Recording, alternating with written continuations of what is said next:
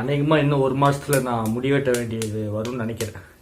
முடிவெட்டுறவங்க salon கடைக்காரங்க அப்படிங்கிற அந்த காலத்துலேருந்தே ஒரு அண்டர் ரேட்டட் தான். நான் மீம்ஸ்லாம் கூட பார்க்கும்போது முடிவெட்டுறவங்க என்ன நான் ஒன்று கேட்டிருக்கேன், நீ ஒன்று பண்ணி வச்சிருக்க அப்படிங்கிற மாதிரி தான் மீம்ஸ்லாம் பார்த்துருக்கேன். அவங்கள கௌரவம் படுத்துகிற மாதிரி ஒரு படம் எடுத்தது மிகப்பெரிய விஷயம் அப்படின்னு சொல்லலாம். நம்ம முடிவெட்டுறவங்களாம் இல்லைன்னா நம்ம பசங்க 6 மாதம் கழிச்சு நான் யூடியூப்பில் வீடியோ போடணும்னு வச்சுக்கோங்க. 6 மாதம் வீடியோ போடல, முடிவெட்டாமல் போட்டேன்னா யாருப்பா தம்பி டேனி இல்லைங்கன்னு கேட்பீங்க.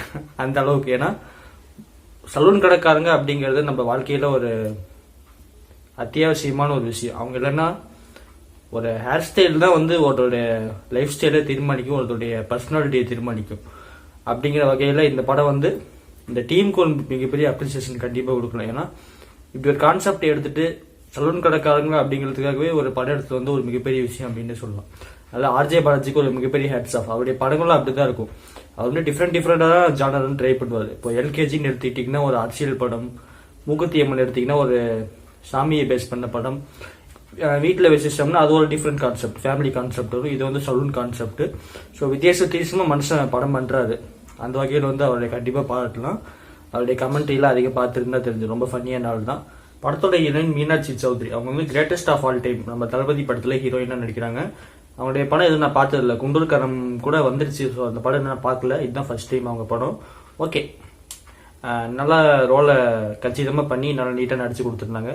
இது அப்கமிங் மூவிஸ்லேயே அவங்க பண்ணுவாங்கன்னு சொல்லிட்டு நான் நம்பலாம். படத்தோட பிரச்சனை அப்படிங்கிறது நம்ம ஆர்ஜே பாலாஜி அண்ணனோட முந்தைய படங்களோட ரியாலிட்டி கொஞ்சம் கம்மியாக இருக்கும். இப்போ மூக்குத்தி அம்மனே நம்ம ரியல் லைஃப்ல நடக்குமா அப்படிங்கிறது தெரியல. பட் அது ஒரு ரியாலிட்டியா தெரிஞ்சது. ரொம்ப ரஷ்மிபடியாக இருந்தது. ரொம்ப ஒரு ஆர்டிஃபிஷியலா இல்லை. இந்த படத்துல ஒரு சில விஷயங்கள் ஆர்டிஃபிஷியலா இருக்கும், ரொம்ப ப்ரெடிக்டபிளா இருக்கும். அடுத்து இதுதான்ப்பா நடக்கும் அப்படிங்கறத முன்னாடி நீங்களே சொல்லுவீங்க ஒவ்வொரு சீனுக்கு முன்னாடியுமே. அதுதான் இந்த படத்துல உள்ள ஒரு சிறிய பிரச்சனை. முந்தைய படங்களோட கம்பேர் பண்ணும்போது கொஞ்சம் கம்மி தான். அந்த ஒரு சுவாரஸ்யம் அதெல்லாம் கொஞ்சம் கம்மி தான். ஏன்னா ஏதோ ஒரு இந்த ஆர்டிஃபிஷியலா கொஞ்சம் விஷயம் இருக்கனால ஏதோ ஒரு சம்திங் கொஞ்சம் படத்துல மிஸ் ஆகுது. அதுதான் படத்துல ஒரு சின்ன பிரச்சனை. மற்றபடி பார்க்கும்போது ஹேட்ஸ் ஆஃப். சலூன் கடைக்காரங்களுக்கு அப்படிங்கிறது ஒரு படம் எடுக்கிறது எத்தனை பேர் பண்ணுவாங்கன்னு தெரியல. இப்படி ஒரு கான்செப்ட் இவர் யோசிச்சு பண்ணியிருக்காரு. அந்த வகையில் இது ஒரு பாராட்டக்குரிய விஷயம்னா ஜென்ரல் ஆடியன்ஸா உள்ள போய் நீங்க பார்க்கும்போது கண்டிப்பா அது ஒரு டைம் பார்க்கக்கூடிய படம் தான். பட் அவருடைய முந்தைய படங்கள் அளவுக்கு சுவாரஸ்யம் இருக்குன்னா அது டவுட் தான். இருந்தாலும் ஒரு டைம் பார்க்கக்கூடிய ஒரு படம் தான். என்னுடைய மார்க் அப்படிங்கிறது பார்த்தீங்கன்னா 100 கண்டிப்பா ஒரு 70 மார்க்ஸ் தரலாம்.